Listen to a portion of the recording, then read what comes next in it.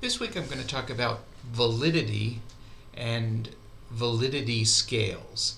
Now there's an important distinction to be made between test validity and validity scales. Test validity is a way of measuring whether a test measures what it's supposed to measure. So you have certain expectations that a test will measure certain things, and test validity will tell you if a particular test is successful in that endeavor. Validity scales apply to individual results, not the test as a whole. So validity scales are scales usually embedded in the test, hidden within the test, that detect whether the test taker is responding in a valid way. So there are different ways that people can try to fool tests, or that people can answer a test in a way that renders the test invalid. So here are some of those styles. You can fake good. In other words, try to look better than you are. You can fake bad, try to look worse than you are. You can respond randomly. You can tend to agree with items no matter what they say. You can tend to disagree with items no matter what they say.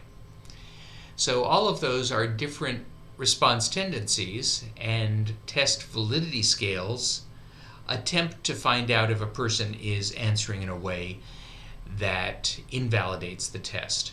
Now, the MMPI is one of the best known tests. It's a test of psychopathology and personality. The initials stand for Minnesota Multiphasic Personality Inventory.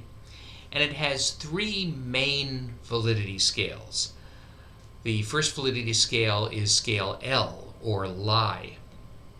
So it has questions that ask the person to admit minor flaws.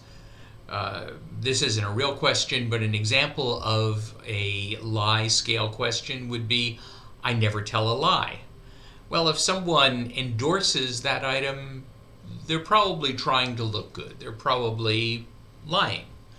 So too many of those types of responses where the person denies minor faults that everyone has, and you'd assume that the test is either invalid or that it's slanted because they're trying to look good.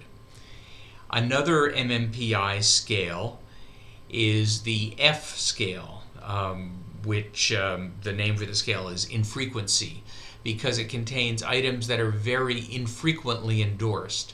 So if someone endorses a lot of items that are unusual, then they're probably trying to look bad. They're trying to look unusual, odd, maybe even trying to look like they have a mental health problem when they don't. And finally, the K scale on the MMPI measures defensiveness. It's a little more subtle than the L scale, but measures sort of the same thing, that someone is trying to look good. Now, a lot of times you don't need to worry about someone distorting test results because they're coming to you for help. They want to complete the test as accurately as possible. This would be your typical clinical or counseling client. They're going to respond accurately. But in many forensic settings, they may distort the results. For instance, if someone is applying for disability, they might want to look worse than they are. If they're getting testing for child custody reasons, they might want to look better than they are. So particularly in legal settings, it makes sense to look at the person's response style and to make sure that they're responding accurately.